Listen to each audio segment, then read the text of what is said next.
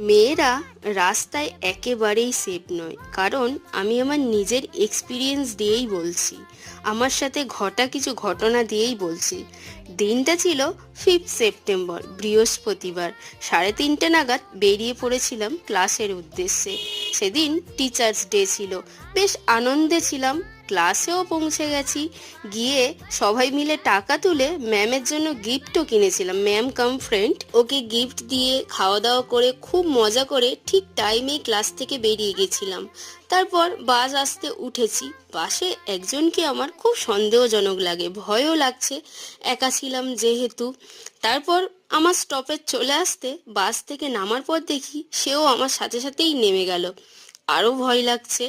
Fortunately আমাদের পাড়ার একজনের সাথে দেখা হয়ে গেছিল। ওই দিন তো ভগবান আমায় বাঁচিয়ে দিয়েছে। বাই দ্য ওয়ে, তোমরা তোমাদের সেফটির জন্য ব্যাগে পেপার স্প্রে সিজার অবশ্যই রাখবে।